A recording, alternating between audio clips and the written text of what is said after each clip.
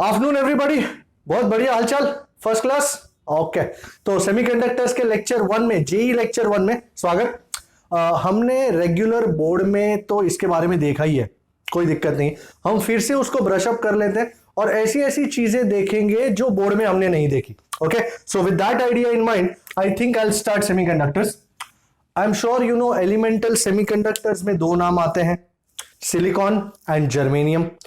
Semiconductors are those materials जिनकी conductivity is lying midway between semiconductors and insulators, इन दोनों के बीच का है। और टेम्परेचर चेंज होने पर इसमें फ्री इलेक्ट्रॉन्स वगैरह की तादाद चेंज होती है। ये लोग ओम्स लॉ ओबे नहीं करते। सो सिलिकॉन, ये सब चीजें आपको ऑलरेडी मालूम है। Z इज इक्वल टू 14, उसका कंफिग्रेशन 284, लास्ट में 4 वैलेंस इलेक्ट्रॉन्स। जर्मेनियम जिसका एटॉमिक नंबर 32, 2 8 18 4। सो चाहे सिलिकॉन हो या जर्मेनियम, उन दोनों में 4 इलेक्ट्रॉन्स वैलेंस ऑर्बिट में है, due to which they do electron sharing sp3 hybridisation के जरिए। एक सिलिकॉन दूसरे 4 सिलिकॉन एटम्स के साथ इलेक्ट्रॉन शेयरिंग के जरिए कोवेलेंट बॉन्ड्स बनाता है। सो ये एक सिलिकॉन है, टेट्राहेड्रल क्रिस्टल स्ट्रक्चर हो जाता है। ये सिलिकॉन, ये silicon, silicon. We've done this before, so I'm rushing through. Do you want me to go into detail over all this, or all this is acceptable? ये सब पता है सर हमको। Okay, I'll just briefly brush up ताकि हम कोई point भूल ना जाए। Okay, ये इसका इलेक्ट्रॉन, ये इसका इलेक्ट्रॉन, ये इसका इलेक्ट्रॉन और ये इसका इलेक्ट्रॉन। तो इस तरह एक सिलिकॉन ने अपने 4 इलेक्ट्रॉन्स के साथ और 4 सिलिकॉन एटम्स के साथ कोवेलेंट बॉन्ड्स बना दिए at absolute zero temperature. Mind well, कोई थर्मल एनर्जी नहीं है, सो कोई बॉन्ड्स ब्रेक नहीं होंगे। As a result there will be no current conduction. So at 0 Kelvin pure silicon behaves as an insulator, behaves as an insulator. ये बहुत important बात है कि at 0 Kelvin pure silicon behaves as an insulator. Now for T greater than 0 Kelvin, मतलब room temperature पकड़ लो, thermal energy available होगी और bonds टूटेंगे। हमने बॉन्ड तोड़े, 2 बॉन्ड तोड़े और 2 इलेक्ट्रॉन्स को फ्री करा दिया। ये 2 तुम्हारे फ्री इलेक्ट्रॉन्स, एंड जहां से बॉन्ड तोड़ के वो इलेक्ट्रॉन निकले हैं उन जगह एक वैकेंसी हो जाएगी, एक खाली जगह हो जाएगी। That empty space is called a hole. Okay, this is your free electron and this is your hole. So bonds break, electrons become free and holes are formed. I'm sure you are looking, 2 electron free हुए, 2 holes form हुए। So for pure silicon, for pure semiconductors, intrinsic कहते हैं उनको, intrinsic semiconductors, Ne is NH is Ni. Ne is the number of free electrons per unit volume, NH is the number of holes per unit volume, which combinedly is called Ni. Ni is called intrinsic charge carrier concentration. Okay, so this is Ni. Now when you apply a battery here and you will see that free electrons move towards the positive terminal of the battery बगैर रोक टोक, उसी idea से ये electron भी positive की ओर जाना चाहता है। It will do that by filling this vacant hole, और उसकी जगह होल फॉर्म हो गया। उसी तरह ये इलेक्ट्रॉन भी इस होल को भरेगा एंड उसकी जगह ये होल फॉर्म हो गया। So there will be 2 types of currents, 2 types of currents. One is current due to free electrons, which we call IE, and second is IH, current due to bound electrons, or you can also call it current due to holes. Now before I move any further, I need to find out equations for IE and IH. You know, पूरे semiconductor में free electrons और holes का ही धमाधमी रहेगा, वही दोनों move करते रहेंगे। सो you can see that free electrons are moving towards the positive terminal while holes are seemingly moving towards the negative terminal. So a hole can be assumed to have positive charge. Let me reiterate, कोई charge नहीं होता whole का, सिर्फ एक खाली जगह होती है, बट हम अज्यूम कर सकते हैं safely that it is having a positive charge. So I is IE plus IH. Now let me take you back. ये सब तो हमने देखा ही था नॉर्मल बोर्ड लेक्चर्स में. अब कुछ ऐसा जो हमने देखा नहीं था और जिसको देखना बहुत जरूरी है. चैप्टर 3 करंट इलेक्ट्रिसिटी में चले जाओ, साथ में ही चलते हैं. You remember I like Nevada. I like Nevada. I is NEVDA, where VD is the drift velocity. आपको सिर्फ V कहना है तो भी चलेगा. I is NEVA. Now, thus, what will be the current due to free electrons? ध्यान से देखिए, IE is NEVE into A, where NE is the free electron concentration, VE is the speed, the drift speed of free electrons, and IH is NHEVH into A, where NH is the concentration of holes, VH is the drift speed of holes. So, how much would be total current? I hope you are writing this down in your book. You know it is IE plus IH. So NEEVE into A plus NHEVH into A. E और A को common लेते हुए मेरा equation बन जाता है current का, which is something like I is E into A bracket में NEVE plus NHVH. You might be asked to use this equation anytime, so I am putting this in blue. Also, you remember हमने mobility नाम की चीज देखी थी. Mobility, the ratio of drift velocity per unit electric field. तो mobility में देखूंगा, mobility mu is V by E. So, what will be the mobility due to electrons?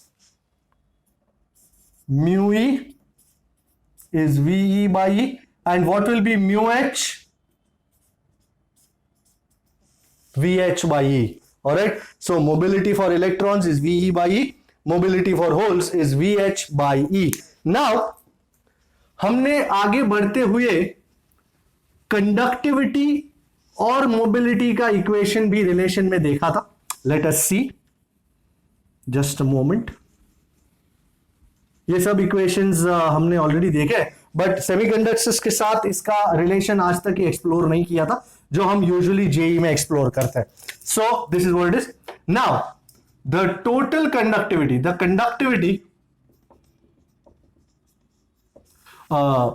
तुमको याद है mu was VD by E was also given as sigma by NE. बराबर, ये मैंने आपको बताया था. And sigma, therefore sigma is NE mu. Conductors में सिर्फ इलेक्ट्रॉन्स होते हैं तो sigma is NE mu. For semiconductors total conductivity, दो चीजें फ्लो कर रही है ना, इलेक्ट्रॉन्स भी होल्स भी. Total conductivity sigma is sigma E plus sigma H. But what is sigma E? Isn't it NE mu E? And what is sigma H? NH E mu H. As a result, total conductivity, therefore total conductivity of a semiconductor, sigma is E को बाहर रखेंगे, NE mu E plus NH mu H. हाँ, you can argue with me कि sir pure semiconductor के लिए Ne is equal to NH is equal to Ni, तो हम N को भी बाहर ले सकते हैं प्योर सेमीकंडक्टर के लिए. You want me to write it? I'll write it. For pure SI, intrinsic semiconductor, Ne is equal to NH is equal to Ni। तो तुम्हारे कंडक्टिविटी के इक्वेशन में E into Ni mu E plus mu H। Alright, so I hope you are writing these equations down. I just want you to write these equations down. All right, and I'm sure you know conductivity is also equal to 1 upon resistivity. बराबर, ये conductivity आपको लिखना है। You can also write it as 1 upon resistivity. I don't mind. How can I mind? It is true. Conductivity was defined as 1 over resistivity. So ये सारी बातें होती हैं सेमीकंडक्टर्स के लिए। अब आगे चलते हैं doping. Can I take this off now? Have you already written it? Okay, so I will move on and अब बात करते हैं डोपिंग की। यू नो देर आर, अच्छा एक आध सम ले लेते हैं इसके ऊपर। सर एक आध सम ले लो तो पता चले क्या करना है क्या नहीं करना है, आप क्या कहना चाहते हो और इसको कैसे यूज किया जाता है। मोबिलिटी का ऐसा यूनिट था मीटर स्क्वायर पर वोल्ट सेकंड। बहुत बढ़िया, ऐसा यूनिट था उसका, मीटर स्क्वायर पर वोल्ट सेकंड। अच्छा, एक नोट ले देता हूं। ड्रिफ्ट मोबिलिटी का एक और इक्वेशन है, mu which is VD by E. You remember VD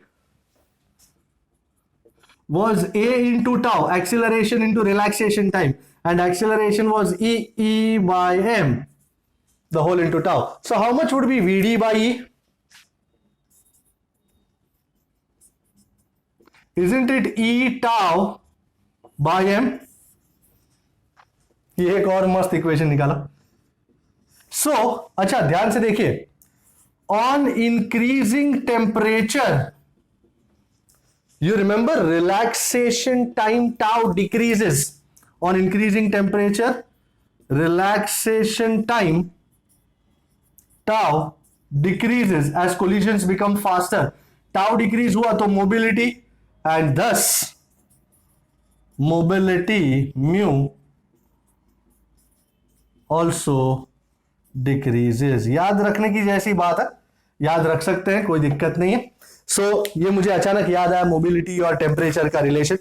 temperature increase करने पर मोबिलिटी घटती है, बराबर, इलेक्ट्रॉन्स की भी और होल्स की भी। अच्छा, अरिहंत मास्टर रिसोर्स बुक में से मैं SP1 करने जा रहा हूं, SP1, और वो ये कहता है determine the number of donor atoms. Donor, अच्छा ये डोनर आ गया नहीं, अब तक अपने को एन टाइप पी टाइप नहीं आया, तो विल होल्ड इट। मुझे पता नहीं था डोनर वोनर वाला। ओके, वैसे आपको पता ही है बट फिर भी। सो अब हम डोपिंग करते हैं, एंड डोपिंग दो टाइप की होती है। इंप्योरिटी एटम्स ऐड करना होता है। इंप्योरिटी एटम्स पेंटावेलेंट हो सकते हैं या ट्राइवेलेंट हो सकते हैं। अगर हम पेंटावेलेंट डालें तो we get what is known as n type semiconductor. Okay, n type semiconductor मिल जाता है। एंड आर्सेनिक पेंटावेलेंट इंप्योरिटी होती है, like arsenic, antimony, phosphorus etcetera. हमने बीच का एक सिलिकॉन निकाल लिया, उसकी जगह पेंटावेलेंट आर्सेनिक डाल दिया, एंड ये रहा तुम्हारा सिलिकॉन। डायग्राम हमने बहुत बार ड्रॉ किए हैं, so I will be a bit fast. Bond formation के लिए हमको 4 इलेक्ट्रॉन्स की आवश्यकता, पर आर्सेनिक के पास देने के लिए 5 इलेक्ट्रॉन्स है। एंड जो 5th वाला इलेक्ट्रॉन है, it is loosely held with a small amount of energy, 0.01 EV for germanium, 0.05 EV for silicon. So ये इस एट 0 केल्विन ये 5th इलेक्ट्रॉन बाउंड है। रूम टेम्परेचर पे एनर्जी मिल जाती है और ये इलेक्ट्रॉन क्या हो जाता है, free. So at 0 kelvin the 5th electron is bound with arsenic atom with small energy, 0.01 EV for germanium and 0.05 EV for silicon. At room temperature it becomes free. fifth electron becomes free and her arsenic atom एक electron donate कर रहा है हमारे current conduction के लिए। फिर temperature बढ़ेगा, suppose temperature तुमने बढ़ाया और यहां से इलेक्ट्रॉन्स फ्री हुए, these are called thermally generated electron hole pairs. ये हुआ और ये होल्स फ्री हुआ, but you can already see the number of electrons is much greater than the number of holes here, any much greater than NH, number of free electrons much greater than number of holes. So free electrons are majority charge carriers and holes are minority charge carriers, and because free electrons are negatively charged, so this type of semiconductor is called negative type और N type semiconductor. Arsenic जो है donates electrons, so it is called donor impurity. Anything that donates free electrons towards the cause of current conduction is called a donor impurity. So this was N type semiconductor, and then we go on to what is called P type semiconductor. P type में we have trivalent atoms. Okay, trivalent aluminium, gallium, indium, boron, कोई भी हो सकता है। And trivalent में 3 valence electrons होते हैं and 10 एक की कमी रहती है। हमको बॉन्ड फॉर्मेशन के लिए 4 चाहिए, trivalent, aluminium, gallium, indium, boron etcetera. So ये बीच में हमने ट्राइवैलेंट एल्यूमिनियम डाल दिया, ये रहा आपका silicon, silicon, silicon, silicon. Bond formation के लिए 4 एटम 4 इलेक्ट्रॉन्स की आवश्यकता थी, पर एल्यूमिनियम 3 ही प्रोवाइड कर पाया। एज अ रिजल्ट चौथे की जगह पे ऑलरेडी एक होल फॉर्म हो चुका है। ये बहुत गंदा सिलिकॉन लग रहा है, कुपोषण का शिकार लग रहा है ये। ओके, हमारे देश में कोई कुपोषण से नहीं मरेगा। सो ऑलरेडी एक होल है। So at the place of the 4th bond there is a hole, and तुम थर्मली जनरेट करो, टेम्परेचर बढ़ाओ एंड इलेक्ट्रॉन्स वगैरह फ्री हो और होल्स बने, so you can see that number of free electrons is quite lesser than the number of holes. Thus, the here number of free electrons is much lesser than the number of holes. That is, any much lesser than NH. Okay, so free electrons here are minority charge carriers and holes are majority charge carriers. And because holes are assumed to be positive, this type of semiconductor is called positive type. अरे ये फिर से N type लिख दिया हमने, is called positive type या P type semiconductor. And as aluminium, hole है ना, एक्सेप्ट करता है इलेक्ट्रॉन को, इन्वाइट करता है, aluminium accepts electrons, so it is called acceptor impurity. Okay, अच्छा, चाहे कोई भी टाइप का मटेरियल हो, N टाइप हो, P टाइप हो, कुछ भी हो, Ni ग्रेटर देन NH हो या NH ग्रेटर देन Ni हो, याद रखिएगा the rate of recombination is same, तो Ni square is equal to NeNH. So the square of the intrinsic carrier concentration is equal to the product of concentration of free electrons and concentration of holes. दूसरी बात ये कि चाहे N type material हो या P type, भले उसमें access free electrons हो या excess holes, they are both electrically neutral. So N type और P type materials are electrically neutral. So this was everything there was to know about N type and P type materials. आगे बढ़ते हैं। जो SP हमने इस चीज के लिए बनाया था, वो एसपी को हम करने की कोशिश करते हैं। I am looking at SP1 now. उसमें एन टाइप वगैरह की बात चली थी, so I had to do it first and I have done it now. So you can carefully check SP1, find out what it says. सारे equations अपने पास already है। सो SP1 की बात यह है कि क्या कहता है SP1, determine the number of donor atoms which have to be added to an intrinsic germanium semiconductor to produce an n-type semiconductor. So number of atoms चाहिए to produce n-type material. Okay, all right. Conductivity दी हुई है sigma 5 ohm inverse centimeter inverse. I'm sure you know resistivity was ohm meter and conductivity was per ohm meter या ohm inverse meter inverse. अब ये centimetre में, we need to convert it to meter. So 5 divided by ohm and centimeter how many meter people? 10 raised to minus 2 कि 10 raised to 2?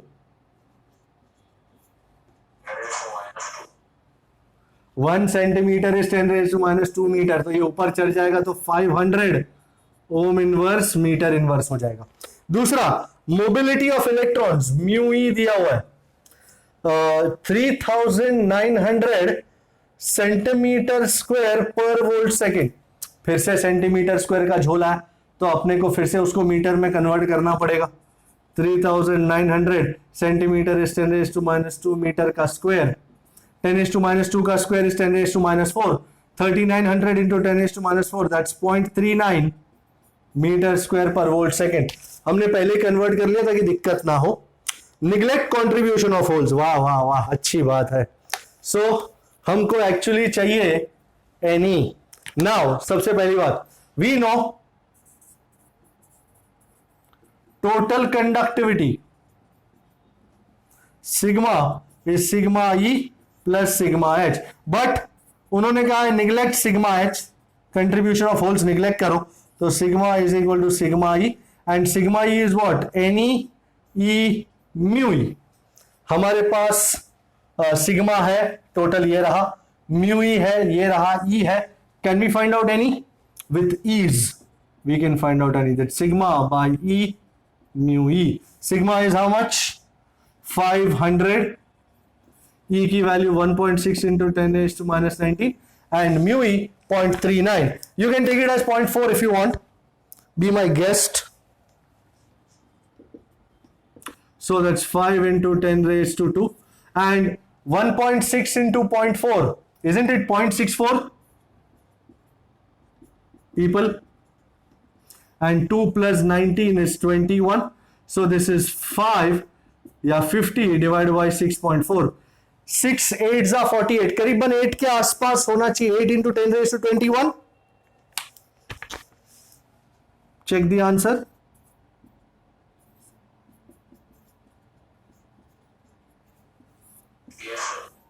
8 into 10 raised to 21 per meter cube. Remember it is number of electrons per meter cube. और जितने, अगर हर arsenic atom 1 electron दे रहा है, हर pentavalent atom 1 electron दे रहा है, तो कितने आर्सेनिक एटम्स होंगे पर metre cube?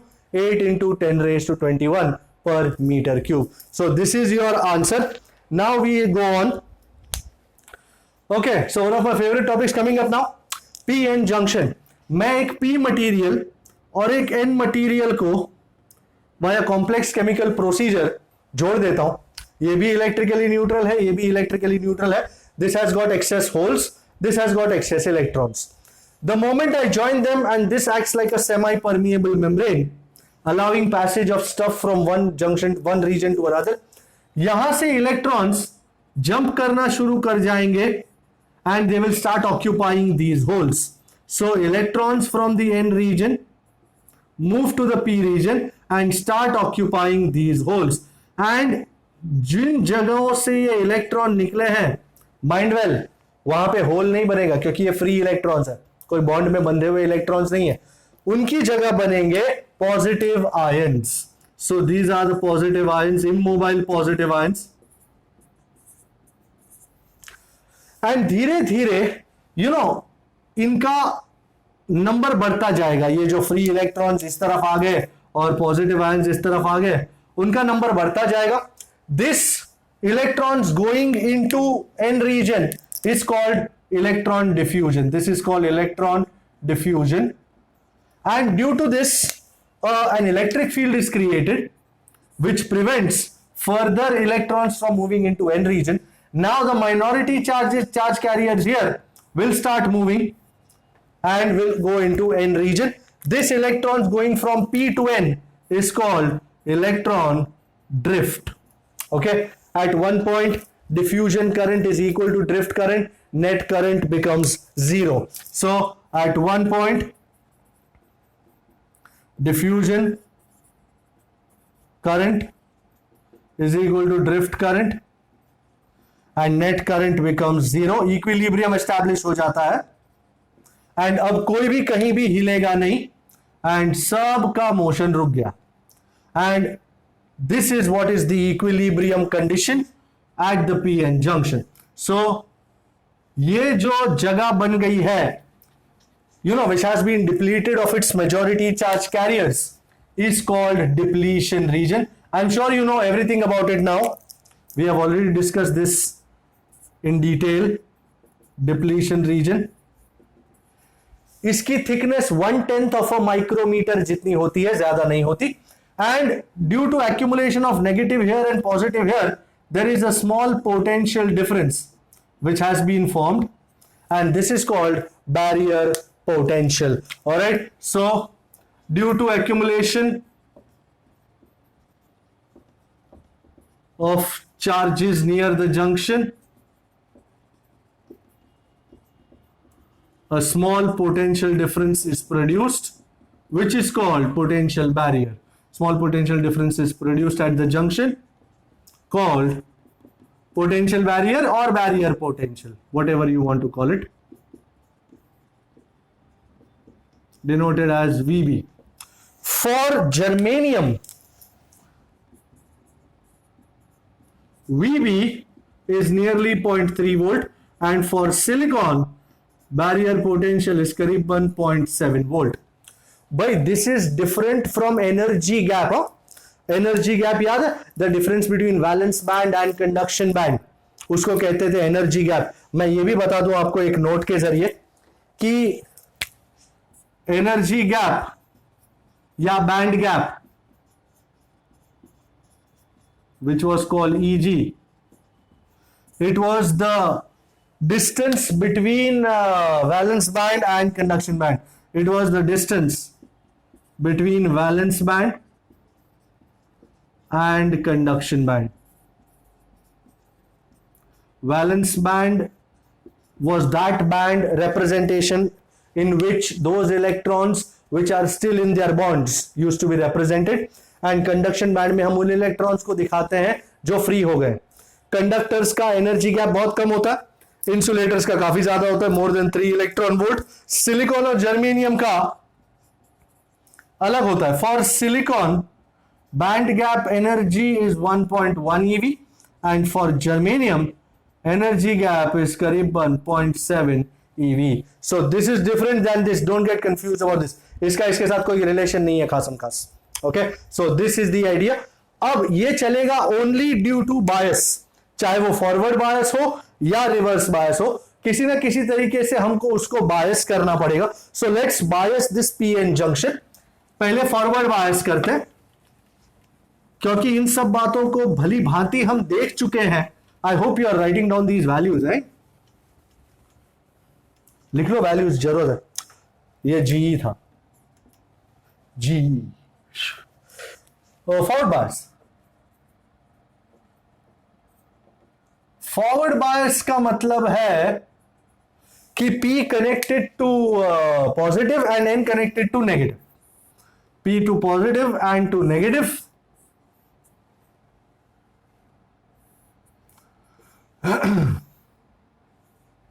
So P to positive, N to negative. ये एक्सटर्नल बैटरी तुम्हारी, ये तुम्हारा डिप्लीशन रीजन, ये तुम्हारा barrier potential,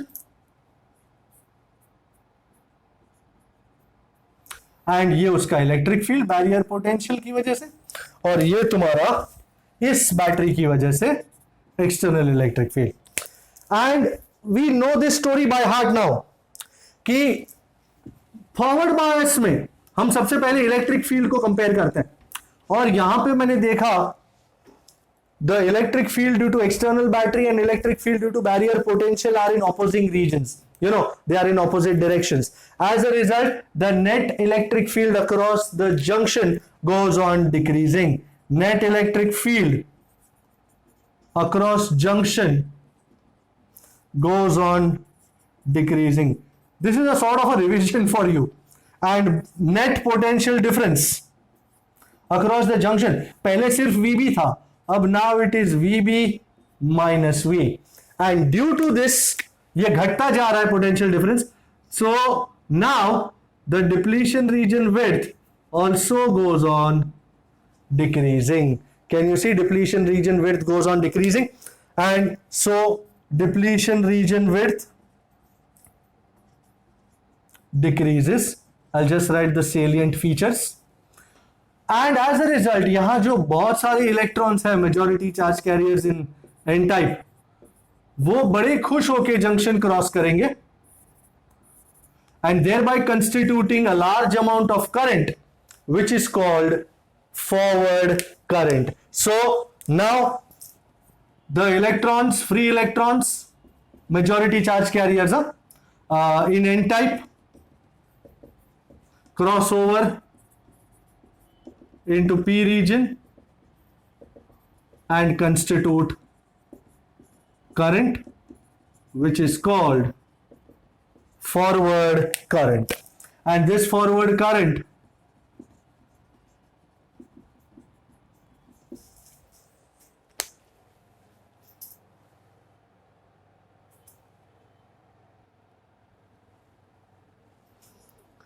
so this forward current is of the order of milliampere, so because बढ़िया करंट फ्लो करता है, resistance of the diode is quite less, so resistance of diode during forward bias is quite less. and important बात एक ही है यहां पे कि during forward bias, because current flows, acha current is flowing due to diffusion, current flows, this current is due to diffusion,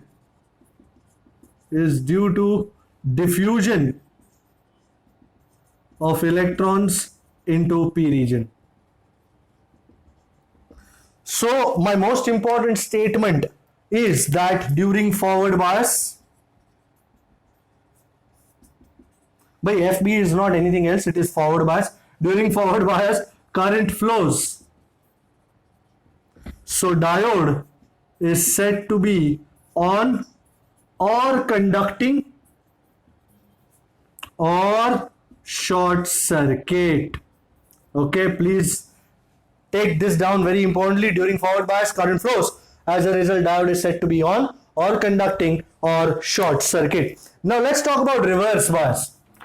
बहुत बढ़िया चीज reverse bias. देखें क्या होता है.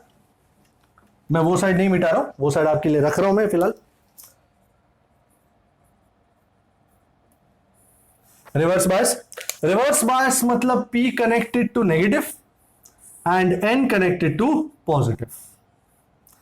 P connected to negative, N connected to positive. Okay, and ये रहा आपका depletion region and this is your barrier potential. Let me show that to you. ये बैरियर पोटेंशियल आपका. सो पी साइड की तरफ नेगेटिव होता है और एन साइड की तरफ पॉजिटिव होता है and this is the electric field due to barrier potential. And if you go to see external battery की वजह से इलेक्ट्रिक फील्ड जो है वो ये रहा. एंड एकदम सीधी बात नजर आ रही है कि ये दोनों इलेक्ट्रिक फील्ड सेम डायरेक्शन में होने से the net field at the junction goes on increasing. So net electric field at junction goes on increasing and net potential difference is now not going to be VB minus V, it is going to be VB plus V. And so the width of the depletion region also goes on increasing. My God. Okay, so width of depletion region also increases. And but of course, अब ये width इतनी बढ़ गई कि यहाँ के जो electrons है वो तो यहाँ क्रॉस ओवर कर ही नहीं पाएंगे, there is no chance whatsoever. तो इस सिचुएशन का लाभ उठा करके यहां के जो माइनॉरिटी कैरियर्स हैं वो इस बढ़े हुए इलेक्ट्रिक फील्ड की वजह से they will cross over to the N region where they will be attracted to the positive terminal of the battery and shall constitute a very small amount of current. Imagine this, forward bias में यहां से हजारों electrons cross over किए थे P region में और बड़ा अच्छा करंट फ्लो हुआ था, जबकि रिवर्स बायस में आप देख रहे हैं यहां पे तीन, मैंने स्केल जैसे ही बनाया, यहां पे सिर्फ तीन एक इलेक्ट्रॉन है जो क्रॉस ओवर कर रहे हैं and they are constituting, can you imagine, it will be a very small amount of current. This current is called reverse saturation current, right? So only this current is due to minority charge carriers, it is due to drift of electrons। जब भी electric field का सहारा लेके charge carriers cross करते हैं उस चीज को कहते हैं drift. So the electrons in N type will not flow, only free electrons from p type which are minority carriers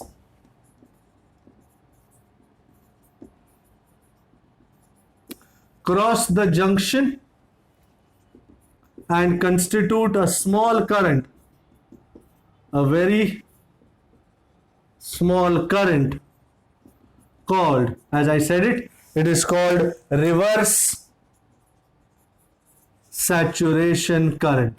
And this reverse saturation current, ladies and gentlemen, is of the order of microampere. It's a very small current, nearly negligible.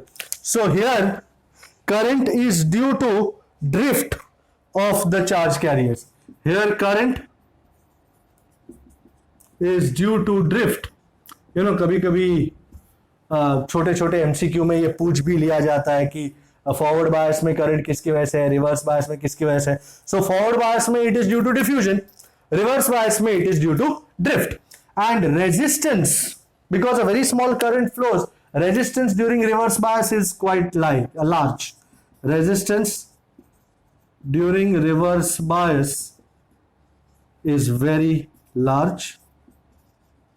And resistance find करनी है तो delta V by delta I, no issues about that. And एक और चीज मैं कह रहा था, मैंने लास्ट में वहां पे फॉरवर्ड बायस में क्या लिखा था, हाँ yes, during reverse bias negligible current flows. So diode can be said to be off or non-conducting or open circuit. Okay, so during reverse bias, negligible current flows, diode is said to be off or non-conducting or open circuit. Let me show you the symbol of a PN junction diode. And let me also show you the characteristics. So this is the symbol for a PN junction diode, a triangle with a dundee. The base of the triangle is P and the dundee is N. Okay, the line is N and the base is P. And this is the characteristics, forward bias characteristics being shown on the first quadrant, reverse bias on the third quadrant. This is forward current, which is in milliamp. This is forward voltage. So you can see initially धीरे धीरे वो depletion region घटता जा रहा है, current slowly बढ़ रहा है, और एक बार डिप्लीशन रीजन कंप्लीटली खत्म हो गया, then current rises quite steeply. So this is forward bias characteristics. जबकि ये हुआ रिवर्स, ये रिवर्स वोल्टेज, ये forward voltage, and this is the current, reverse current, which is in microampere. You can see that current is nearly constant, negligible है microampere में, and only when you take it quite large, you make the reverse bias voltage very large, then current suddenly increases very fast. This is called breakdown voltage. Diode टूट जाता है, वो मैं खास इसको लूंगा, don't worry about that. And this is called threshold voltage. जिस moment पे current starts increasing, that is called threshold voltage. So करीबन जैसे मैंने कहा था सिलिकॉन के लिए 0.7 वोल्ट है करीबन. So that is how the entire thing works. This is the reverse bias characteristics and this is the forward bias characteristics.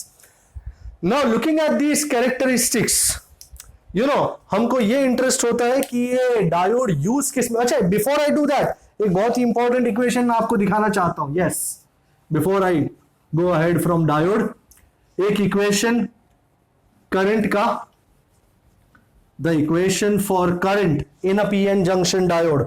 मस्त. Please write this down. The equation for current in a PN junction diode is I is IO exponent of EV by KBT the whole minus 1. Exponent मतलब e raised to. So I can write this equation also as IO e raised to EV by KBT the whole minus 1. Let me tell you what these different components are. Here IO is reverse saturation current. T is absolute temperature. KB is Boltzmann's constant. आपको शायद Boltzmann constant की value याद होगी, नहीं याद है तो मैं लिख देता हूं 1.38 इंटू 10⁻³ 23 जूल पर kelvin. And V is the potential difference, external potential difference, मतलब जो बैटरी लगाई है तुमने वो है ये. So please right this equation. इसके साथ मैं एक सम करने जा रहा हूं. Let's do this. ऑलराइट, देख लीजिए. Okay, I am looking eight SP4 and SP4 में क्या लिखा है, we'll have to find out. Let's see SP4 क्या कहता है. SP4 ये कहता है कि in a PN junction diode reverse saturation current मतलब I0 is 10⁻⁵ ampere at 27 degree Celsius. And इसको कन्वर्ट करना पड़ेगा केल्विन में, तो 273 ऐड करो तो that's 300 kelvin. Find the forward current मतलब आई फाइंड करना है for a voltage of 0.2 volt given उन्होंने एक्सपोनेंट ऑफ 7.62 दिया हुआ है 2038.6. Thank you so much. And KB Boltzmann constant 1.38 जो है इंटू 10⁻⁻23 जूल पर केल्विन. आई थिंक सब कुछ दिया हुआ है, बस हमको सब्स्टिट्यूट करना है. We know, what do we know people?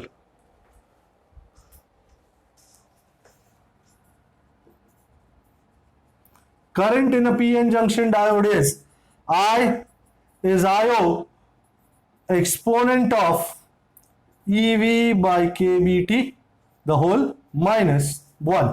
तो आओ जी, सबसे पहले एक्सपोनेंट I0 दिया है 10⁻⁵, एक्सपोनेंट ऑफ E की वैल्यू 1.6 इंटू 10⁻⁻19, V की value 0.2 divided by KB 1.4 into 10⁻⁻23 and temperature 300, that's 3 into 10⁻², the whole minus 1.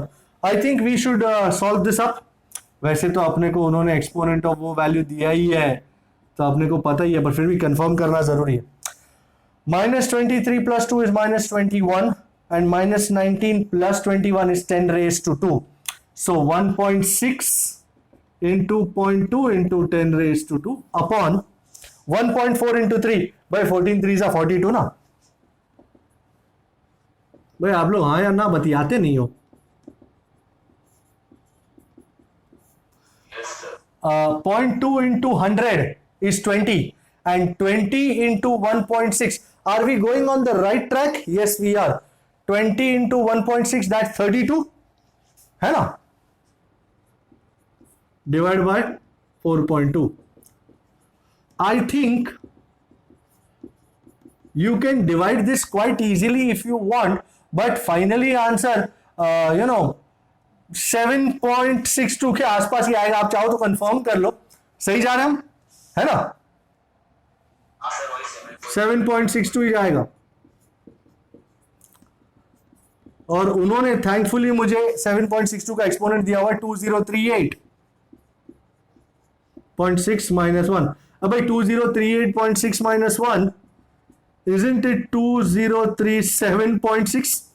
And यहां से मैं थोड़े से 3 इधर ले लेता हूं, तो 2.037 इंटू 10 रेज टू माइनस 2, 1 2 3 खा गया, करीबन 2.04 into 10 raised to minus 2 amp. Check this, is that true? Okay, exactly. Okay, now I'll move on. And इसका ये PN junction diode का क्या उपयोग है ये मैं आपको बता देता हूं. You know, PN junction diode is used as a rectifier. Rectifier is a device that converts AC to DC. So उसका यूज बहुत अच्छी तरह होता है रेक्टिफायर में. So used as a rectifier which converts AC into DC. तो 2 type के rectifier होते हैं. One is a half wave rectifier using a single diode. You already know this. This is your AC input.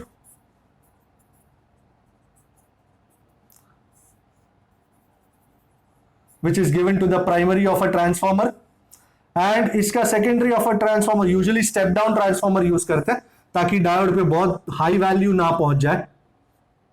This is the diode, ये उसका P, ये उसका N, and this diode is now given to a load resistor.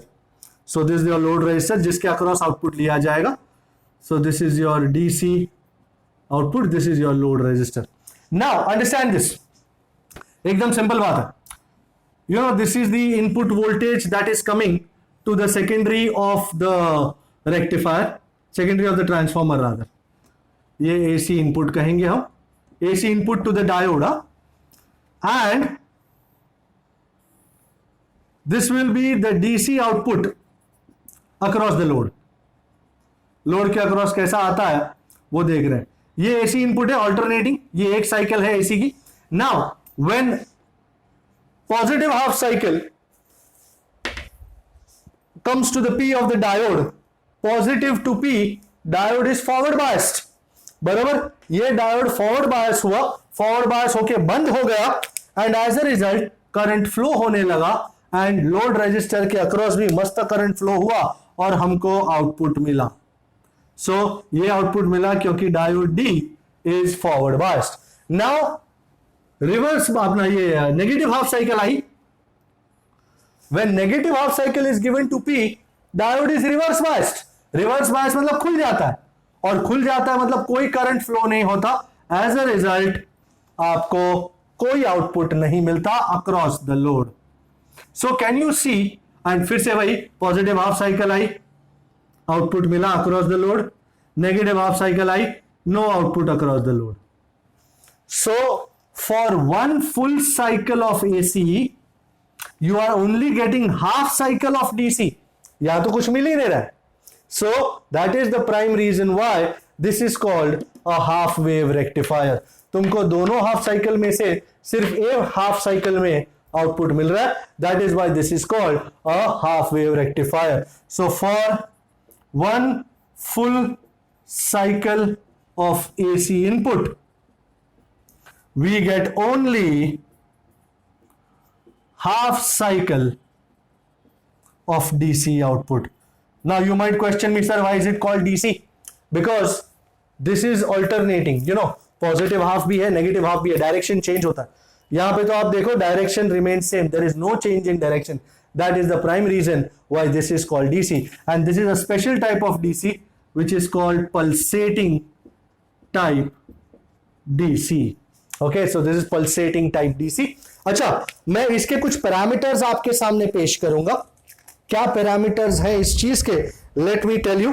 ये parameters हम usually board में नहीं देखे हैं, पर ये पैरामीटर्स यहां देखने की जरूरत पड़ती है. मुझे क्या उड़ाना चाहिए, मुझे इसको उड़ा देना चाहिए. ओके, क्योंकि जगह नहीं है ना महाराज। और हाफ वेव रेक्टिफायर के कुछ पैरामीटर्स आपको बताने जा रहा हूं मैं, so please stay tuned for parameters of half wave rectifier. Half wave rectifier में the current through the DC, the mean current, mean मतलब average current through load, it is called IDC, it is actually I average। and जब तुम, this is one whole cycle बराबर, this is 0, this is t by 2, this is t, जब तुम इसका average निकालते हो तो this is IO by pi। Sir ये IO कौन है? IO is the maximum current, बराबर, IO is the maximum current that is flowing through the diode। The second thing, so PD, potential difference across load, VDC, you know V is IR, so IDC into load RL, IDC ये रहा, IO by pi into RL। The RMS current, ये average है महाराज, average, और ये है root mean square current through the load, IRMS। जब तुम इसका RMS मारोगे ना तो इसका आंसर आएगा IO by 2। मैं जानता हूं आप लोग कहोगे सर हमने भी RMS देखा है बचपन में, IRMS is IM by root 2 या IO by root 2 बेटा, पर वो पूरी साइकिल होती है ना ऐसी, तब होता है IO by root 2। ये तो ऐसी है, तो जब तुम इसके ऊपर RMS मारोगे, यू नो प्रोसीजर करोगे, पहले स्क्वायर करोगे, फिर मीन लोगे, फिर रूट मारोगे, तो वो आएगा आपको IO by 2। So kindly jot down these things now. मैं कुछ और चीजें बताने जा रहा हूं आपको। मैं इसको किसको उड़ाऊं? ओके, सो और कुछ RMS वैल्यू आ गई। रेक्टिफिकेशन एफिशिएंसी बताने जा रहा हूं। Rectification efficiency is output DC power over input AC power, you know, output DC power over input AC power multiply by 100%।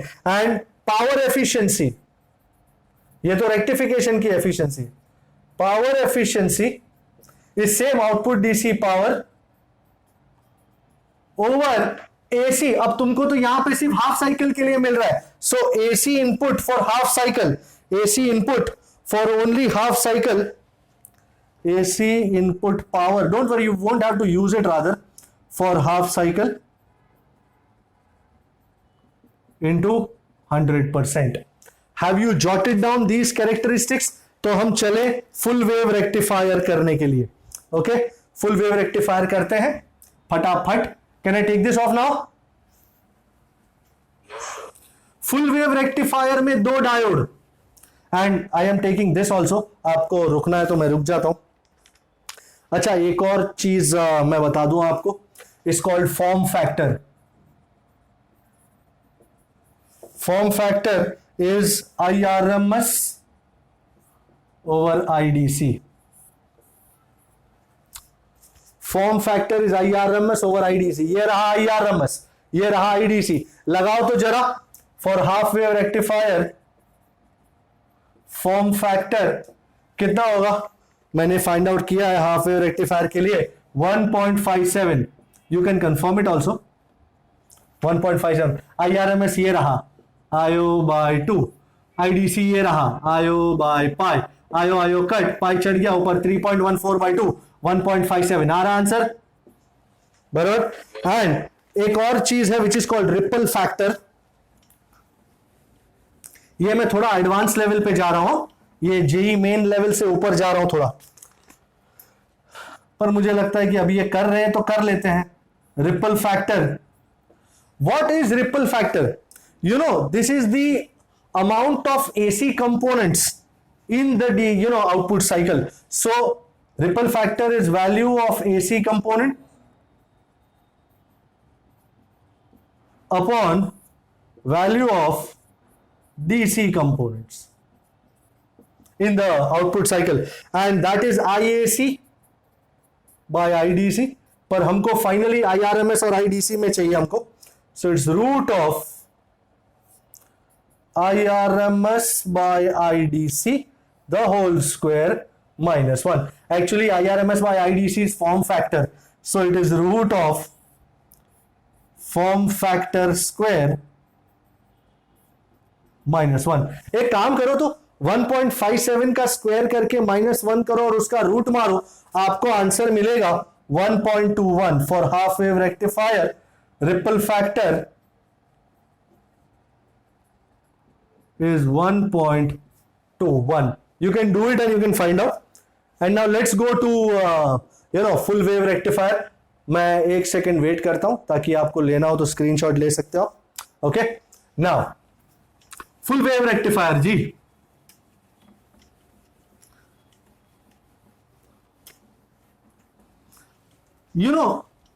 Single diode only gives you half output for full high cycle of AC. On the other hand, if you use two diodes, हमको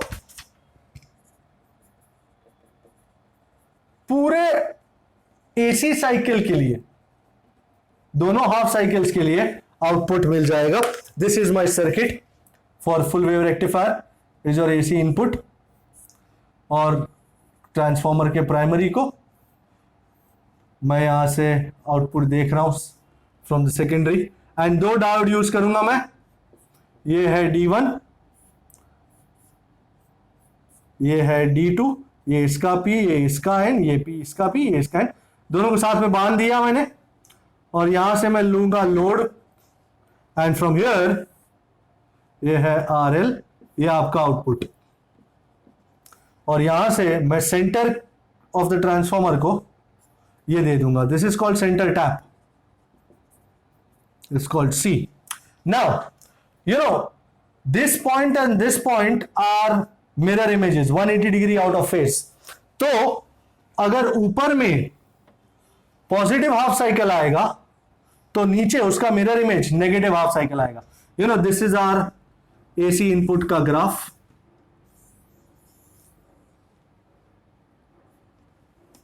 ये I should take this line of AC input, and let's see output में क्या मिलेगा हमको.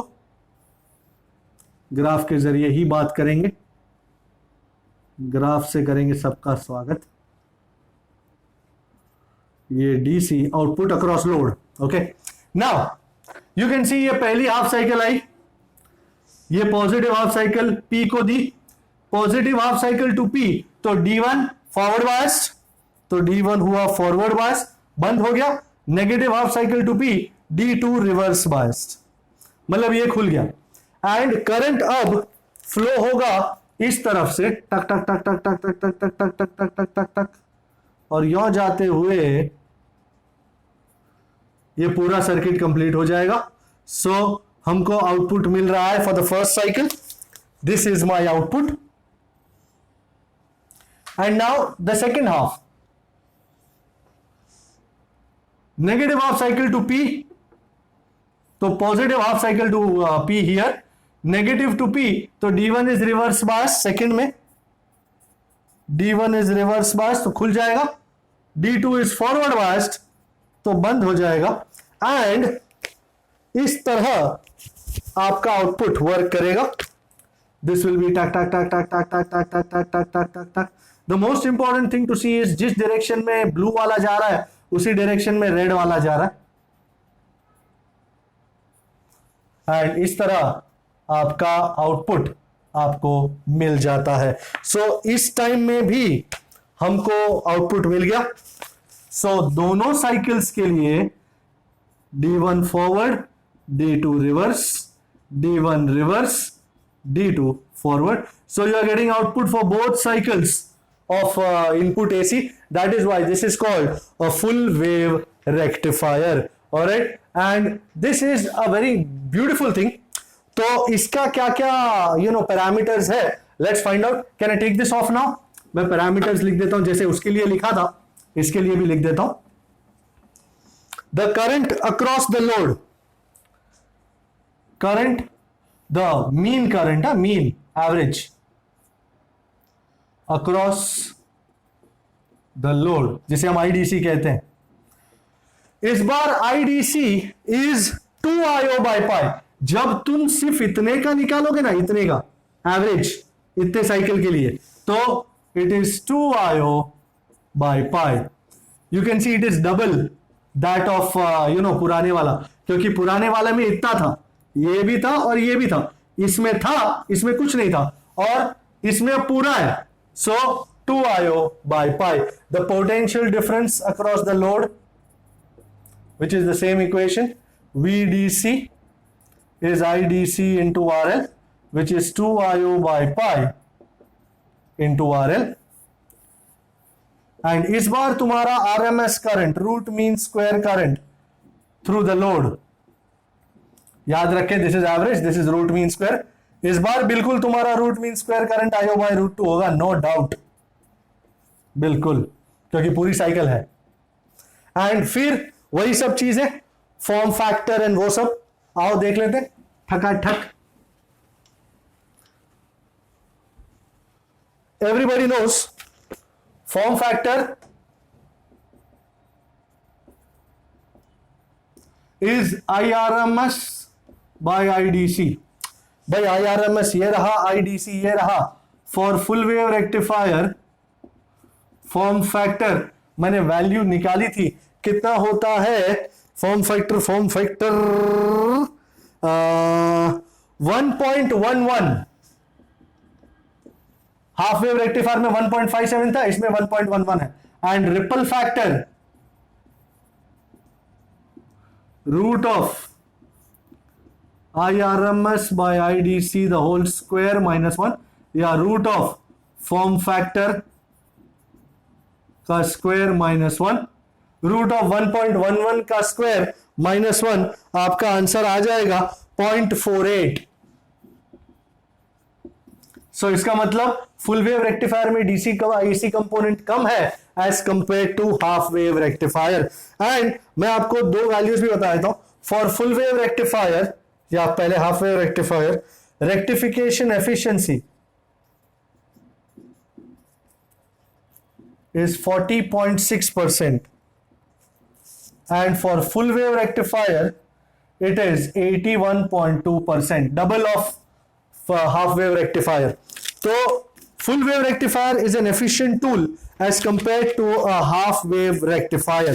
Okay, तो अब मुझे लगता है कितना टाइम है हमारे पास कुछ करने के लिए? barely 8 minutes. Okay, so I think we'll do some sums based on these ideas. Let me see how much we can cover. हमने कुछ एक चीजें तो देख ही ली, रेक्टिफायर्स वगैरह देख ली. I wanted to do Zener, but Zener will give us issues. मैं Zener को देख लेना चाहूंगा. Zener को देख लेते हैं. Zener diode. Now what is a Zener diode? A diode that operates specifically in the breakdown region. A diode that operates in reverse bias mode in the breakdown region. ये special diode है, is called a Zener diode. और Zener diode का symbol ये है. तुम बोलोगे sir ये तो पीएन जंक्शन का है. नहीं, मैंने ऊपर के दो पाखी ऐसे ऐसे कर दिए. कैन यू सी, Z बन जाता है. चार्ल्स जीनर ने ये डायोड दिखाया था. And the most important thing to be seen for a Zener diode is right here. आप ये देखो, लगभग 5 वोल्ट पे करंट 1 माइक्रो एम्पियर था एंड करीबन 5.1 वोल्ट पे करंट लगभग 50 माइक्रो एम्पियर है, या 20 माइक्रो एम्पियर पकड़ो ना. व्हाट कैन यू कंकर फ्रॉम दिस ग्राफ? इस ग्राफ से आपको क्या समझ में आता है? That's a very important thing. इस ग्राफ से क्या समझ में आता है? इस ग्राफ से यह समझ में आता है कि जीनर डायोड के अक्रॉस करंट चाहे बहुत ज्यादा बढ़ जाए, 1 से 20 हो गया, फिर भी the potential difference across the two terminals remains nearly constant. So this is what is, even if the current through the Zener diode increases drastically,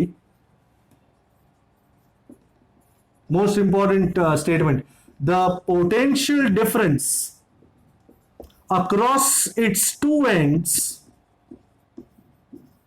remains nearly constant। मतलब चाहे करंट भी कितना भी बढ़ जाए जीनर डायोड के through, पर उसके दो एंड्स के अक्रॉस वो पोटेंशियल डिफरेंस सेम रखता है। That is why this a Zener diode is used as a voltage regulator. क्या होता है जी इंग्लिश में वोल्टेज रेगुलेटर? बताते हैं अभी तुरंत। वोल्टेज रेगुलेटर किस चिड़िया का नाम है वो बता दिया जाएगा। सो मैं कह रहा था what is a voltage regulator, दिखा देते हैं तुरंत आपको। ओके, स्टेबिलाईजर भी कहते हैं उसको। फॉर एग्जाम्पल, सपोज मेरे पास ये अनरेगुलेटेड वोल्टेज है। अनरेगुलेटेड वोल्टेज मतलब ये चेंज होता रहता है, कभी बढ़ता है कभी घटता है, लफड़े वाला।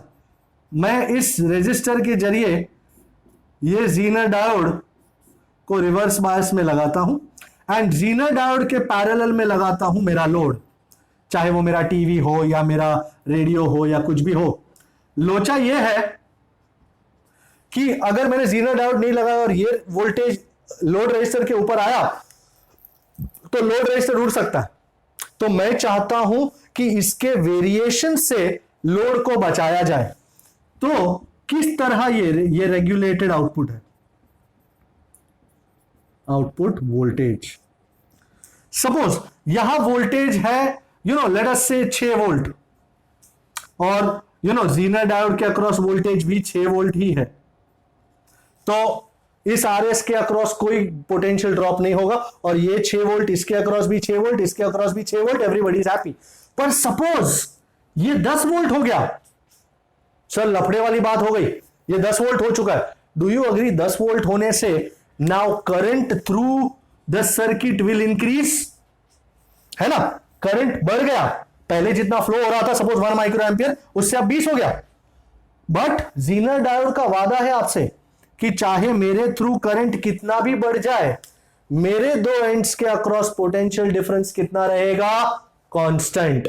सो करंट चाहे जीनर डायोड के थ्रू कितना भी बढ़ जाए, इसके दो एंड्स के अक्रॉस पोटेंशियल डिफरेंस कितना रहेगा? 6 वोल्ट। एंड बिकॉज ये पैरेलल में है, इसके अक्रॉस भी पोटेंशियल डिफरेंस कितना रहेगा?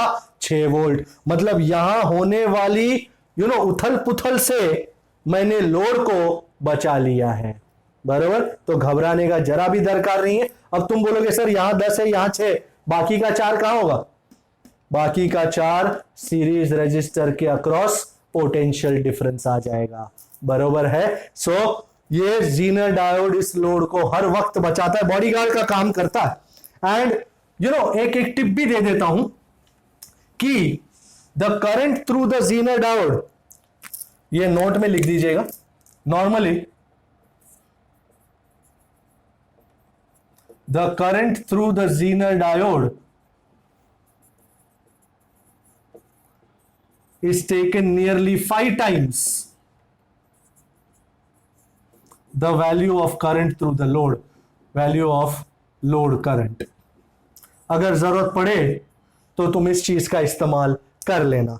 Alright, so this was the idea of the Zener diode being used as a voltage regulator। Okay, एक आध सम कराना चाहता हूं इस आइडिया के ऊपर। This is SP6 and SP6 कहता है in a zener regulated power supply of a Zener diode VG is 6 volt and is used for regulation. Load current is to be 4 milliamp and the unregulated input यहां पे VI is 10 volt. What the value of series resistance RS to be used is, भाई अब मैं यहां पे कुछ चीजें बनाऊंगा। ये लोड करंट है IL। मैंने आपको अभी थोड़ी देर पहले ही बताया था कि let's choose IZ to be 5 times, choose Zener current as 5 times load current. So IZ is 5 times IL. IL कितना है? 4, 4 5 20 मिली एम्पियर। तो ये हुआ IZ। आई एम श्योर कर्कॉफ से तुमको ये समझ में आएगा what is the current. Don't you agree total current I through the circuit will be IL plus IZ according to Kirchhoff?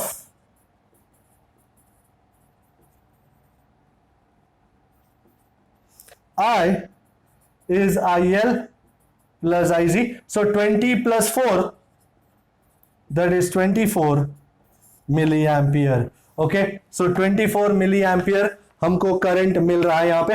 अच्छा, अनरेगुलेटेड वोल्टेज कितना है? 10 एंड जीनर वोल्टेज कितना है? 6। तो thus the potential difference across series resistance RS, we'll call it VS, shouldn't it be VI minus VZ? So that's 10 minus 6 which is 4 volt। भाई इसके across potential difference 4 volt, इसके across current 24 milli ampere. 10 by Ohm's law RS is VS by I। VS कितना है? 4 and I कितना है? 24 मिली। 4 6 24, so this is 1000 by 6। 1000 by 6 is करीबन 167। check for the answer। if you look at the options, it is like greater than 100 ohm, isn't it? greater than 100 ohm। अच्छा, एक और चीज, round 2 का 31, बस एक ही मिनट लूंगा आपकी। राउंड 2 का 31 ये कर दूं तो क्या है कि चैन से सो पाऊंगा।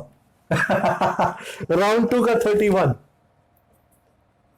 And it says if a Zener diode जिसका VZ 5 वोल्ट है एंड जिसका IZ 10 मिली एम्प है, 10 मिली एम्प, क्या बात है, is connected in series with a resistance and 20 volt is applied, so our VI is 20 volt across the combo, then the maximum resistance one can use without spoiling Zener action is।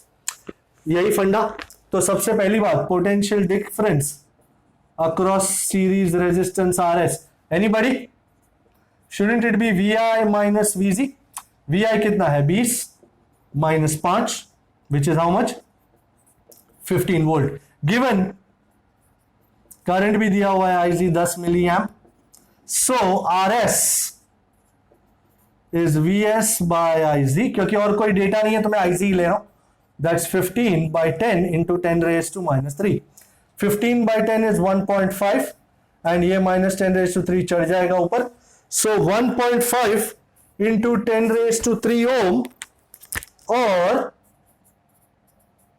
1.5 kilo ohm। check that please, is that true? yes it is true, please, it is absolutely true। तो थोड़ी देर पहले Zener diode देखा हमने and that was a special purpose semiconductor PN junction diode. अब ये 3 diode भी special ही हैं, but these are called opto electronic devices because light के साथ कुछ लेना देना है। मैंने तीनों को एक साथ इसलिए ले लिया ताकि we can easily see them. The first point, photo diode converts light energy to electrical energy. So light energy लेता है और इलेक्ट्रिकल एनर्जी बनाता है। उसका सिंबल कुछ इस प्रकार है, this is a photo diode and it takes light and converts it into electrical energy. Second point, अच्छा इसका, this converts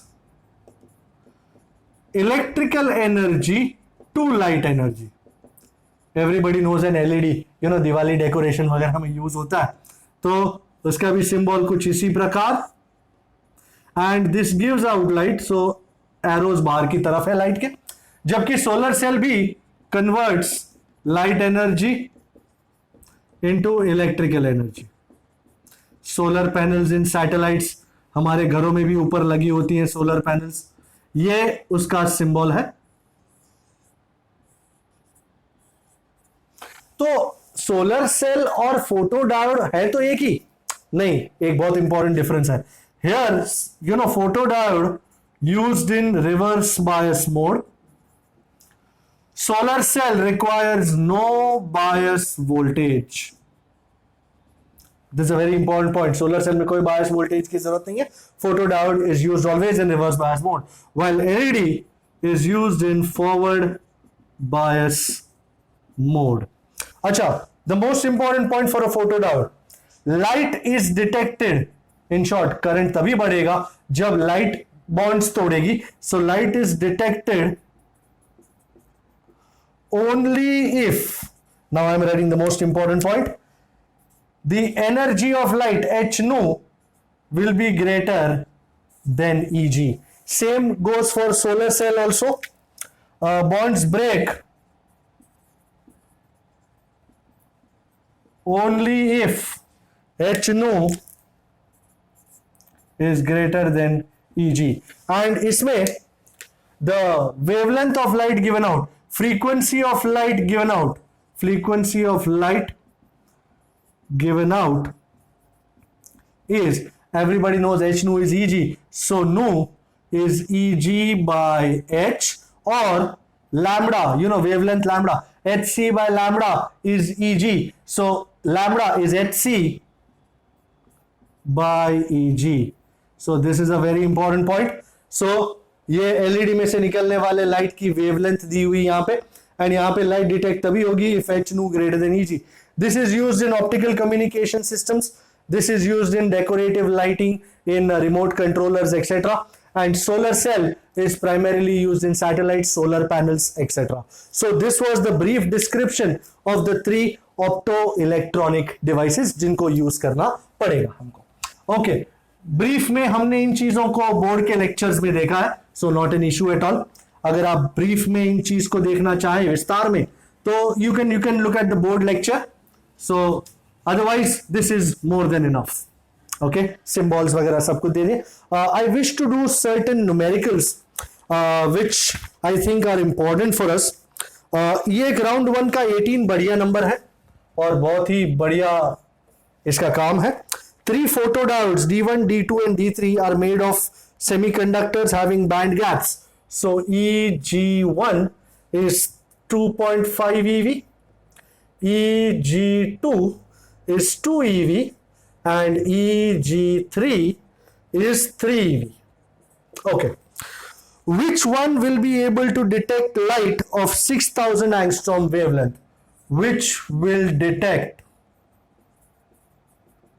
light of wavelength 6000 angstrom? Okay, तो पहले काम कर लेते हैं. ये जो 6000 एंगस्ट्रॉम लाइट है, वेवलेंथ की लाइट है, उसकी एनर्जी कितनी है? So energy of incident radiation, I call it h nu, and we know eV में कन्वर्ट करना है तो h c by e lambda. So h की value 6.63 into 10 raise to -34 will convert into eV, इसलिए नीचे ई divide किया मैंने. 1.6 into 10 raised to -19, lambda is 6000 angstrom, so 6 into 10 raised to -7. -34 plus 8 -26, -19 -7 -26, this is in EV, so this all goes away. This is 19.89 divided by 9.6, करीबन 2.06 EV. So H nu is 2.06 EV. Now do I need to reiterate that light is detected only if H nu is greater than Eg? भाई कौन से का Eg कम है H nu से? 2 वाला कम है, so ये वाला 2.06 is greater than 2, so only diode D2 has ये Eg जो H nu से कम है has 2 eV Eg which is less then H no. So only D2 will detect, बाकी कोई डिटेक्ट नहीं करेगा। क्योंकि आपको समझा दूं एक बात कि इसका 2.5 EV है, बैंड गैप, और इसका एनर्जी 2.06, मतलब इसका बॉन्ड तोड़ने के लिए 2.5 EV की जरूरत है, जबकि इसके पास तो 2.06 है। मतलब न 1 में बॉन्ड टूटेंगे न 3 में बॉन्ड टूटेंगे, किसी में नहीं टूटेंगे सिवाय 2 में, क्योंकि 2 का सिर्फ 2 EV चाहिए और हम तो 2.06 तो ज्यादा है 2 से, तो वो बॉन्ड तोड़ेगा 2 में। So only D2 will detect this 6000 angstrom light. बहुत बढ़िया। Let's move on. I am looking at round 1 का 28। I am taking this off now.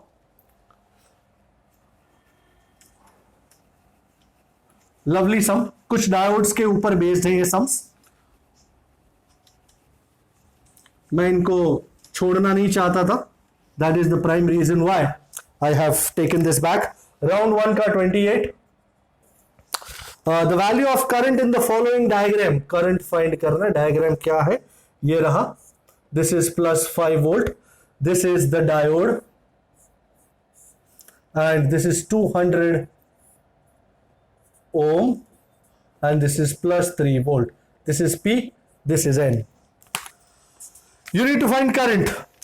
By first things first, we will need to see whether this diode is forward biased or reverse biased.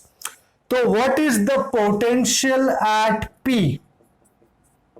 Potential at P कितना है? +5 volt. What is the potential at the N terminal, N region? +3 volt. Can you see potential at P is greater than that at N?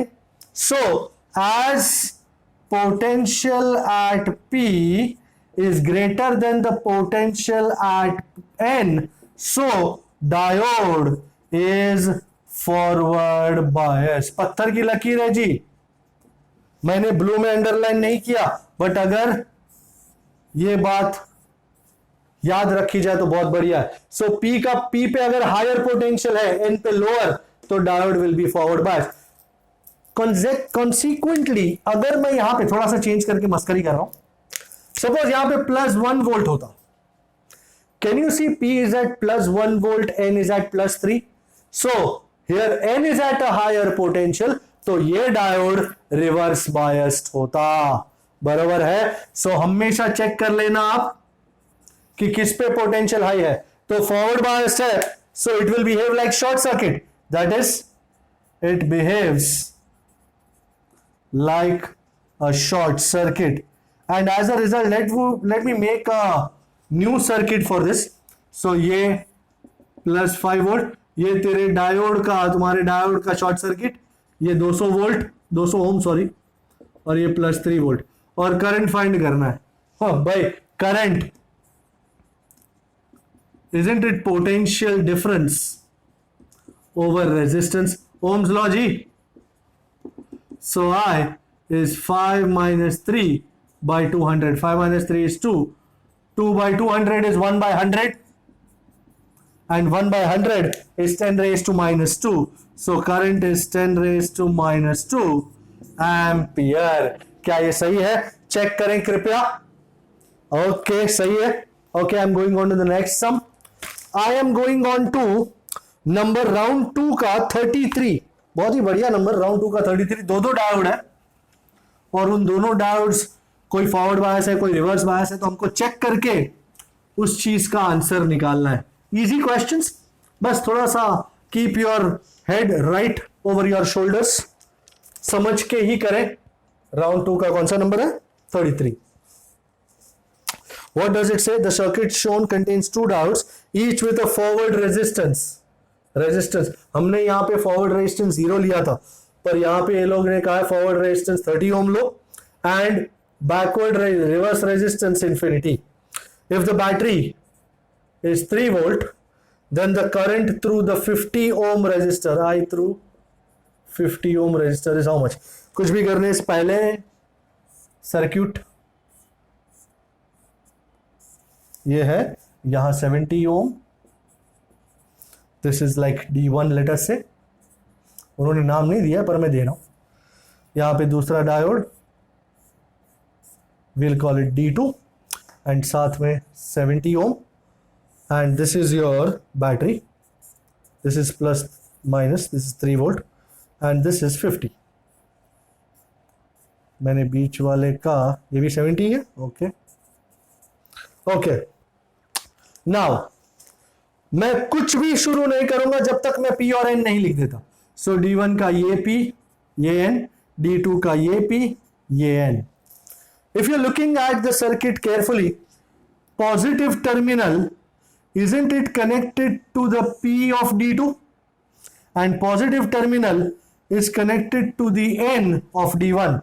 So for D1, N to positive, कौन सा bias? Reverse bias. Reverse bias. And for D2, P to positive, so it is forward bias.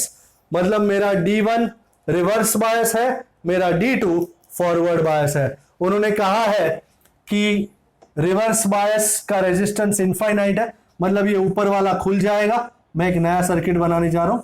This is 70 और नीचे वाला बंद हो जाएगा, पर बंद टोटली नहीं होगा, उसमें फॉरवर्ड रेजिस्टेंस 30 ओम होगा. So I have made 30 ohm. So this is 70 ohm and supply here. This is 3 volt and this is 50 ohm. आपने देखा ऊपर वाला, अब करंट अगर शुरू करोगे आप तो करंट तो यहां जाएगा, यहां से निकला टक टक टक टक यहां, पर यहां तो ऊपर खुला हुआ है, सर्किट इज नॉट कंप्लीट, तो करंट यहीं से जाएगा टिक टिक टिक और वापस आ जाएगा. ऊपर वाला मैटर ही नहीं कर रहा है. So what is the total resistance R? Total 30 plus 70 plus 50. 30 plus 70 plus 50. That's 150 ohm. So current I is V by R total. V is how much? 3 volt by 150 ohm. And that would be like, saying like 300 into 10 raised to minus 2. 300 by 152. So my answer would be 2 into 10 raised to minus 2 ampere, or if you want to write it as 0.02 ampere, you can safely be my guest. Check the answer. Is it 0.02? Yes it is, sir. Yes it is, absolutely. I would like to do number 19 as my last numerical. Is it my last numerical?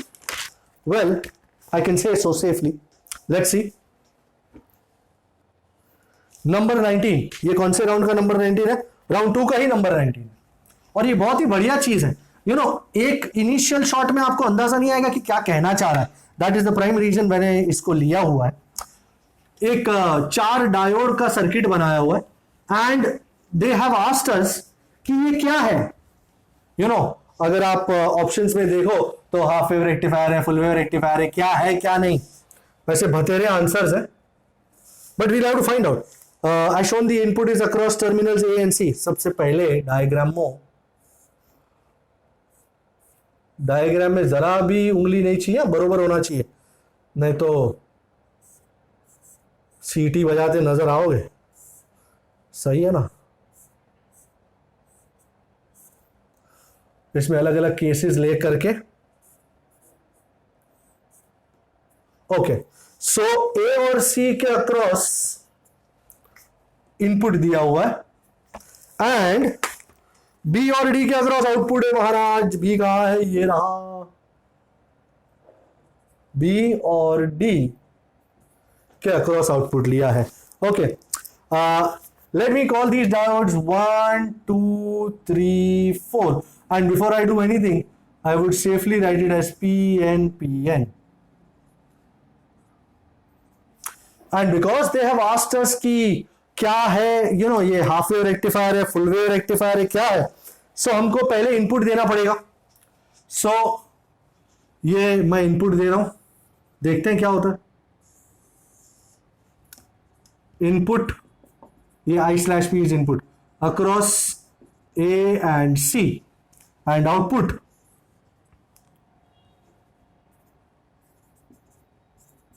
across B and D.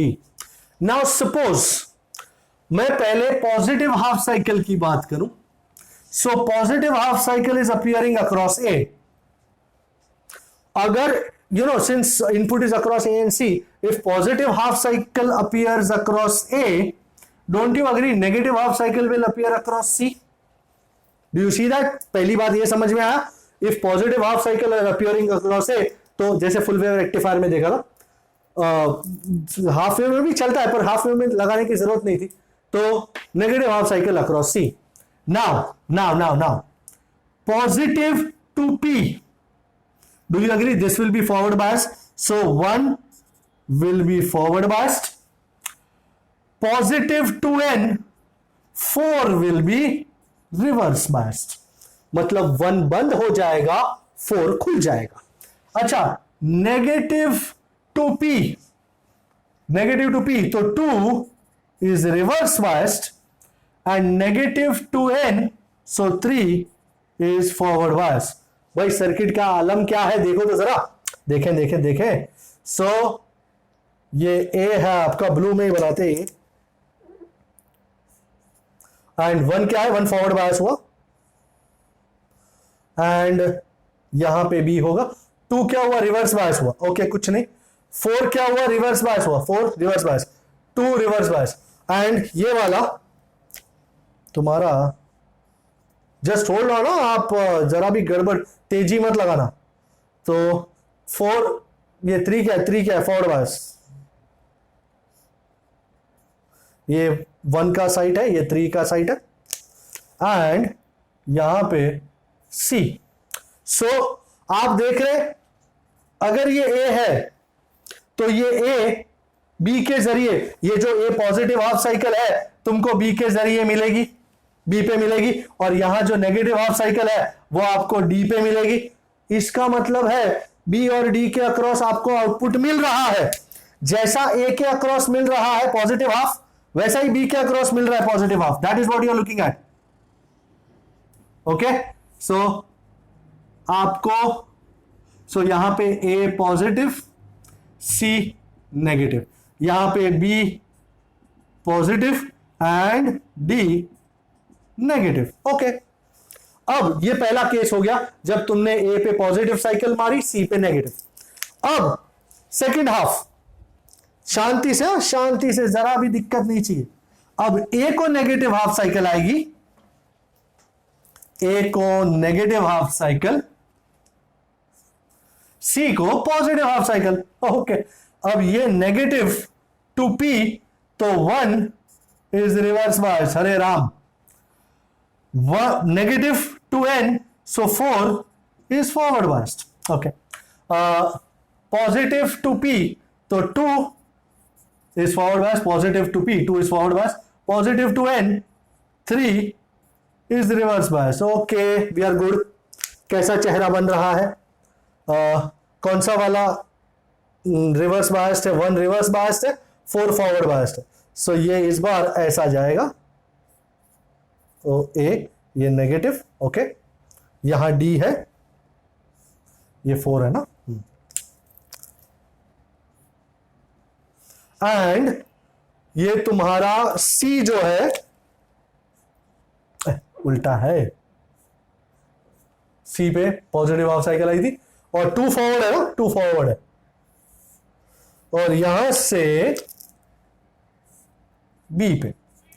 मतलब positive जो C पे cycle आई थी positive, वो B पे आएगी again, और A पे जो साइकिल आई थी वो D पे आएगी. और सिट, पहले भी B पे पॉजिटिव था, D पे नेगेटिव था. Oh my god, again B positive, D negative. Can you see, direction same ही रहा है एंड आउटपुट मिल रहा है. So this is acting like a full wave rectifier. चाहे A पे पॉजिटिव आए या नेगेटिव, कोई फर्क नहीं, हमेशा B पे पॉजिटिव आ रहा है और D पे नेगेटिव आ रहा है. So this is a full wave rectifier. A very lovely numerical, this one of my favourite numericals. So have a look at it. अच्छा, एक और न्यूमेरिकल फाइनली करना चाहूंगा, अगर आप इजाजत दें. Thank you. सर किसी ने दिया नहीं. अच्छा, मैं ले लेता हूं, अक्सर देता कोई नहीं है. ओके, मैं देख रहा हूं राउंड 1 का 8 इजी पीजी जैपन इजी है। क्या कहते हैं राउंड 1 का 8? The ratio of electron and hold current, so IE upon IH is 7:4, okay, and the ratio of drift velocities VE of electrons to holes, VE to VH, is 5/4. Then the ratio of concentration of electrons and holes, so NE by NH चाहिए। I think हमने ये देखा था, we know I is NeVA, so IE is NE E V into A, and IH is NH E VH into A। Divide करना है दोनों को, so IE by IH, do you agree? E cut जाएगा, so NE by NH into V by VH। so what am I going to get? IE और IH किस तरह workout होगा? IE and IH is 7/4 is equal to NE by NH find करना है, and VE by VH 5/4. Oh, 4 goes away, so you are left with NE by NH, ये 5 नीचे उतर गया, 7/5। Tell me, is the answer true? 7/5? Yes, absolutely, 7/5 is the right answer। Finally एक आखिर numerical करके इस सेशन का अंत लाएंगे। आई एम डूइंग राउंड 2 का 8। अब इसमें एक लोचा ये, they've asked you in the figure the potential difference between A and B is. अब अगर आप फिगर देखो अरियन की बुक में तो A और B तो लिखा ही नहीं है, मतलब लफड़े वाला काम है। ओके, मैं ट्राई करता हूं A और B बनाने का, don't worry. This is 30 volt, यहां पे 10 किलो ओम का रेजिस्टर, यहां पे एक और 10 किलो ओम का रेजिस्टर, यहां डायोड। ओके, यहां पे एक और 10 किलो ओम का resistor, and this is, now this is your A and this is your B, okay, that is the idea। A और B ये रहे, and now PD across A and B find करना है। भाई सबसे पहली बात, डायोड है तो जब तक P और N नहीं बनाएंगे काम नहीं बनेगा, so ये P और ये N। Can you see positive connected to P, so diode will be forward biased, as positive of battery is connected to P of diode, P end of diode, it is going to be, but of course forward bias। forward bias मतलब short circuit हो जाएगा। and just making a new diagram for the sake of making it, simplicity के लिए बना रहे। okay, and now you will say sir 10 kilo जो है वो पैरेलल में है, so नेट कितना हो गया? 10 kilo parallel, 5 kilo ohm, R dash is 5 kilo ohm, and this 5 kilo ohm is in series with this, so net resistance, total resistance is 10 plus 5, which is 15 kilo ohm, and as a result current I is V by R total। V कितना है? 30 divided by 15 kilo ohm, 30 by 15 that is 2, and 10 raised to minus 3, 2 milliamp। तो ये 2 milliamp जो है वो यहां से चला एंड यहां आके दोनों में आधा आधा बट गया, क्योंकि दोनों 10 किलो है ना, so I by 2 and I by 2, don't forget this is A, this is B, so current flowing through AB, current flowing through AB is I by 2, that's 2 by 2, that is 1 milliamp। and finally they've asked you for the potential difference between A and B, so the PD between points A and B, VAB, will be current into resistance। current कितना flow हो रहा है? 1 milliamp I by 2 into 10 kilo ohm, that's 1 milli into 10 kilo, 3 minus 3 Gio Thakur, so 10 into 1 is 10 volt। check the answer, is the answer 10 volt? yes, the answer is absolutely 10 volt, and बगैर A और B के ये संभव ही नहीं हुआ, but हमने finally A और B आपको दिखा दिया, एंड यहां पे मेरा काम खत्म होता है। नेक्स्ट टाइम ट्रांजिस्टर्स करेंगे और इस सेशन को खत्म करेंगे। Thank you so much, have a lovely evening, bye bye.